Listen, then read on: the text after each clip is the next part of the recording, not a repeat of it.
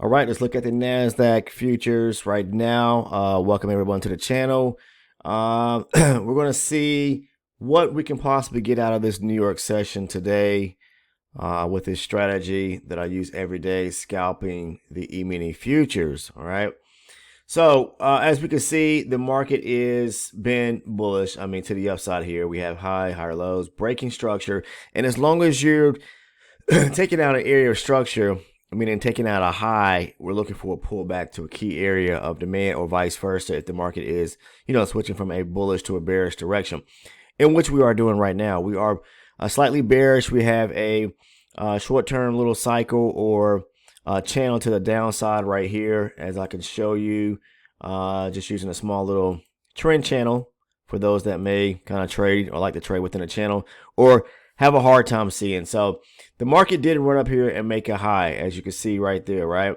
And then we started making a channel, 1, 2, 3, breaking structure, came back, make a lower high, breaking structure again, pulling back, breaking more structure. So right now we're kind of, we've got a low resting right here. We didn't close below the area, but yeah, this is a low, a lower high, and slightly breaking below this area structure. But if you look to the left-hand side of the chart, we have already taken out some key areas or levels moving lower. So we reversed from having a kind of head, shoulder, head, and shoulder patterns, or head and shoulder pattern, I should say, back down to the downside. So the way I like to go about trading each and every day is that, first of all, depict the direction or find the direction of the overall market. I'm sorry about that, guys.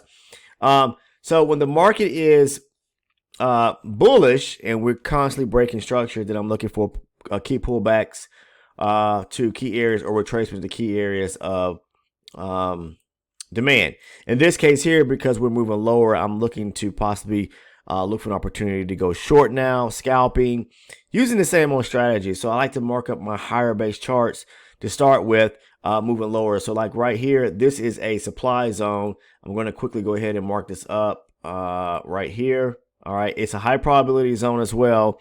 And just depending on what the market does when it gets back to the zone, it's going to all depend on how I end up trading this actual area. So let's look at a lower base chart right now to see where the market stands at. This is the 24 range zone resting right here that I like to trade off of when I'm scaling down to my lower base chart. So it all starts with marking up a higher base chart to start with, okay, being that we're bearish now, and then moving down to my lower base chart and looking for an opportunity to trade back down to the downside, once the market taps into a higher base supply zone. So like right here would be the area which I would be interested in trading if it gets here and rejects fully from that area. Now it may not go up there and test that area. It could actually, let me look at the 60 range. See, it's tapping to 60 range right now. So I'm actually probably going to go short right now and take a scalp back down to the downside. So let me look here to see. Okay. All right. So I think I'm going to, okay, my computer is, here we go. Take a short little scalp back down to the downside, maybe down to this area right here. Okay. And hopefully I want to place my stop. We haven't tapped the 24 range supply zone yet. I'm looking at the 60 range, and it reacted off the 60 range. So I would like to see it come a little lower here. All right. So let's see what happens here. I'm going to put my stop loss above this area right here. Okay. Maybe I'll take out like right here if we can go ahead and, come on. If I can get a few points to the downside off this trade here. Don't pull back on me. Look at it. Come on. Keep coming lower. All right. I mentioned that it didn't hit the 24 range supply zone, but I think I'm gonna take, okay, we got filled right there. I think that was probably about for 12 or 13 points. Let's find out. All right, so that's a beautiful trade, 13.5 points right there. They may try to run lower. This was a breaker structure coming to the downside on the higher base chart. So as I mentioned, we're already bearish from coming from a bullish direction. Now we kind of got a channel to the downside where the market is making higher highs, lower lows and lower highs. channeling lower. We got a slight breaker structure below this low right here. We already got the reversal. I talked about the reversals in reference to what to look for from the market shifting from one direction to the next. Mark off your higher base chart first. So this is a breaker structure slightly to the downside, pullback, imbalance with a or a zone with the imbalance or gap attached to it. I always talk about that in my videos because I have to see that. First and foremost, I want to see a breaker structure. Secondly, it must have an imbalance or gap attached to it, back at the zone. And then lastly, once the market, lastly, like what I do is I mark up my higher base chart first, right? Like in this case here, this was a high probability, again, supply zone, right? So when I move down to the 60 range, I saw that there was another high probability zone resting right here that the market actually tapped into. So I have two means of confirmation right there. And also, if I look across my chart, we're at the 20,050 area, another means of confluence or confirmation because we're at a half number. So the market is made a nice run to the downside here, bouncing off of the 60, coming down, and it looks like it may. There's really no imbalance or gaps to be filled back to the downside. It may take out some liquidity down here below these lows right here, these equal lows. So let's see if it does that. It may want to fill that area or take out that area, sweep it, and then maybe we'll see what happens from there. But again, I like to mark up my higher base charts to start with, depending on the direction of the market. This being because we're aggressively pushing lower, breaking structure, I'll mark off my higher base chart first. Okay, and then I'll move down or scale down to a lower base chart like the 60. See that there's a also confluence there with another supply area there.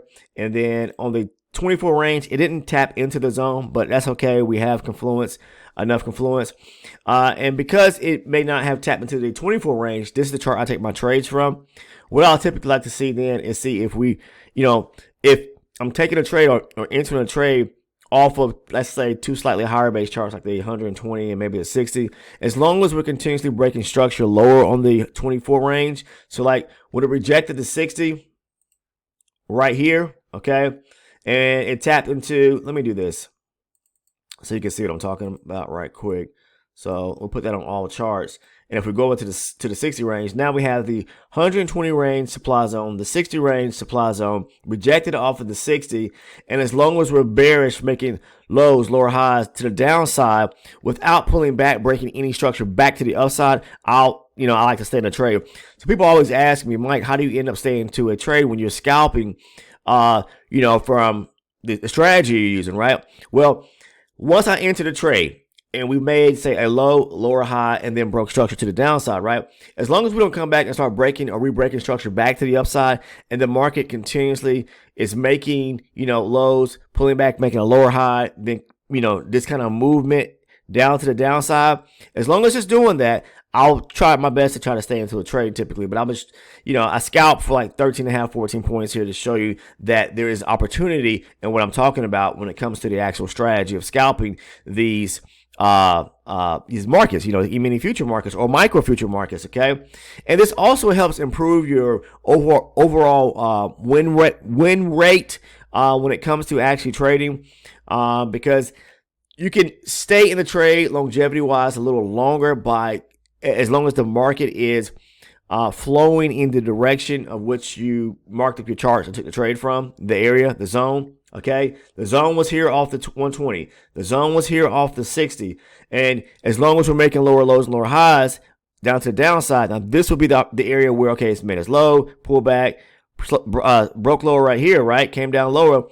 So when it starts doing this kind of to the upside, turning back the direction, and let's say each time the market makes a new low to the downside, let's say it broke below this low here, right? Now we have a new lower high right here. Your stop loss is going to move from here to here, and then each time it kind of swings a little lower, we're going to move our stop down here and then here. And now if the market's right here, we've got our stop locked right in this area here. So by the time it gets down here and starts shifting, we got our stop listing right here, and then it stops us out. We've just made profit all from this area here all the way back down to here. So hopefully that makes sense, okay?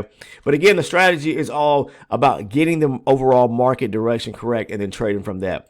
Guys, it's kind of hard for me to sometimes to make these live recorded trading session videos, and at the same time, be discussing my mindset or my thought about the market, as well as trying to look for opportunity too. So that's the reason why, I don't make tons of these videos or go live where people are just sitting Googling and looking at you, while you're sitting and trying to trade, because it puts the pressure on. I need my mental space just like everyone else when it comes to trading. And that's why if everybody could do it, everybody would be on here, trading live and making money if it was that easy to do. It's not. So you have to have that capacity to be able to sit there and think your way through these trades, okay, or look for these opportunities. Now the market right now is deflecting in a sense, or to actually go lower. So maybe maybe we'll change this direction now and start re-breaking structure back to the upside. This is a major high. This is a major low down here. All right. So as it stands right now, we could possibly break. The market's struggling to push below this area right here, so it could possibly want to, be pushing back higher. So we'll see what it does here. If it's going to start making, higher highs and higher lows back to the upside here. Again, we're in between a major high. This is your low right here on this leg coming to the downside. So overall, we'll see. Once, some people that trade based on trend lines, whatever the case is, once they see a break back to, the market's moving to the downside and they see a break above, where it's breaking outside or above a trend line area, which I don't trade trend lines. I'm just simply stating that that's kind of a strategy in which they trade. But I trade just solely supply and demand, looking at aggressive areas of buying and selling. This was a slight breaker structure, but again, my mind, I'm seeing what's taking place here. They didn't take this area out, meaning close below with a candle, a body of a candle below this area. So with them not doing that, simply kind of tells me that they may have interest to push higher. We don't know, but they're kind of just wicking this area out here and not showing full emphasis of wanting to really push lower and close fully closed below. So let's see what takes place here. We do have news. It's 10 o'clock right now. On the table, I believe. Let me take a look here. We have ISM. Yeah, ISM at 10 a.m. Eastern time. So be careful with that. All right. So looks like we could be pushing higher now. So let's see. So I'm actually holding off from doing anything until kind of news passes. I mean, you see here, the market's kind of broke outside of this channel here, this bearish channel, back to the upside here. So, I'm not saying it's going to continue pushing to the upside, but it possibly could. The reason why I say that is because we struggle to break, below lows here, closing below this low here, and fully making a confirmed lower low, meaning, not what we have just a minor break, but a full-on confirmed low. So maybe we'll make this higher low and break structure to the upside and kind of give us somewhat of a reversal back to the upside here. Maybe aim for this high, but you never know. So I'm just trading based upon what's overall taking place in the market using the scalping strategy that I trade with on the daily basis. I mean, 99% of the time, 98% of the time, somewhere, I'm using, I'm only trading supply and demand this way. All right. Every once in a while, you may see me take a stab at a liquidity trade, but most times it's all about supply and demand for me. So looking at Friday, just real quick, Friday was a nice trading day because we did have, we kept pushing to the upside, but we did have these, highs, higher lows. You could just really see the market direction, being able to read it real good because it was just trailing to the upside in a nice channel back to the upside here. There was a pullback right here. This was a demand zone, another demand zone here as we got around lunchtime. This one here was around about 10:30 Eastern time. And this would have been a nice trade to take here had it pulled back to this key area of demand right here, but it didn't. So, and let's see. The market broke structure right here. It pulled back, bounced off small little area of demand right there where it continued pushing higher. All right. So I guess you can classify that one there. But anyways, yeah. So right now I'm just going to hold tight until, something else happens.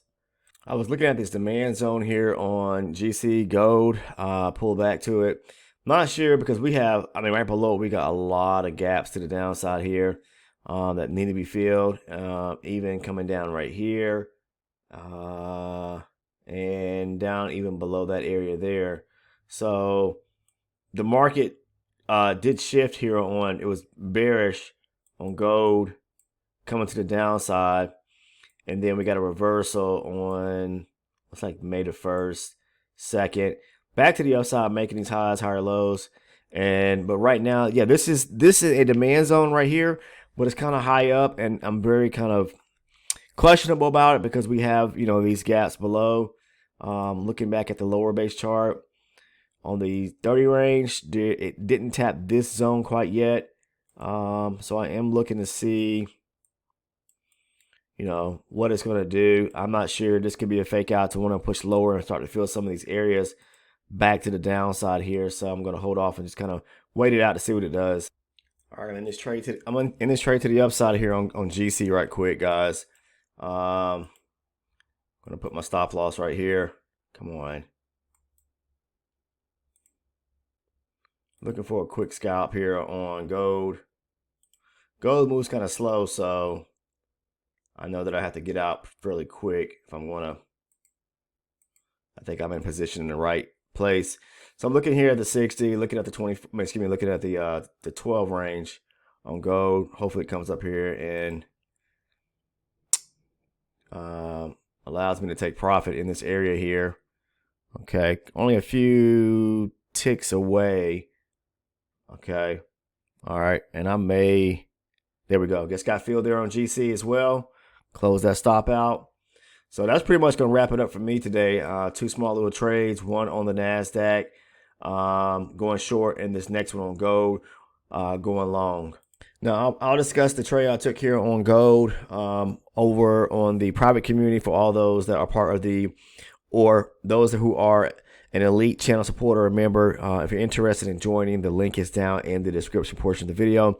That's where you're going to find really the nuts and bolts, the you know, the important information surrounding the trades that I take. The ones that I post over on the Discord, like I just posted this trade I took over on the Discord. So I'll break those trades down for the elite channel supporters or those that are part of that private community. It's only $6.99 a month for anyone that's interested. If you really break it down, it's like 24 to 25 cents on the day. Think about how much money you may spend on the price of a cup of coffee, breakfast sandwich, going out to lunch each and every day. How much that adds up to be every single week. Here's something for just pennies on the dollar a day, $6.99 a month. That could be game changing for you. It may change your whole outlook at how you trade, because that's where I go in and I break down these trades so that you can understand the setup, so you can understand the structure, so you know where to place your profit target, so you know where to place your stop loss. So just you're getting a general idea and a basis how to look for the same and similar type setups surrounding structure of the market. Again, if you're interested, the link is down in the description portion of the video. It's right below the Discord link, which is free. The second link is the link to become an elite channel supporter. Make sure to choose the right tier, the one for $6.99 a month. All right. But that's pretty much it. If I'm looking here back at the, let's look at the Nasdaq right quick. We're kind of moving sideways now. We're kind of making these little higher highs and higher lows to the upside. We did break above this channel to the upside. I'm sorry, to the downside. So right now we're moving sideways. Be very careful. They may push up just to kind of, you know, really break lower. So this could be just a continuation on a pullback to really come down here and break structure. We don't know yet. You know what I mean? It looks like they may be trying to push higher, but I would really want to see them continue to the upside and make this high like they just did.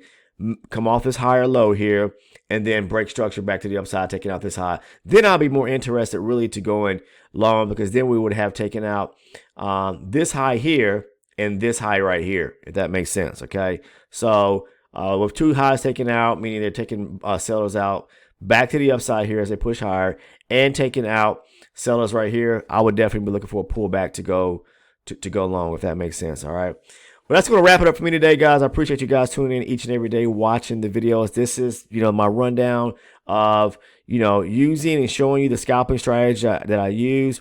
By limiting the number of trades you take, 1 to 2 a day, it's going to help you limit the losses that you make. It's going to help keep your win rate higher, which so many people are so concerned about win rate. I mean, yeah, it is a factor, and it is somewhat important, but there's so many various things that can affect the win rate. You know what I mean? Like you get into a trade and then getting out real quick to discover that, oh, I got in a little early, and then you re-enter. That's going to mess your win rate up a little bit. You know, there's so many factors that can offset the win rate, and so that's not going to be perfect, but using a good strategy like I do each and every day, scalping the Nasdaq futures or the gold future markets, and limiting the number of trades that I actually take. That's the part that's going to help you keep you at a higher win rate. Okay.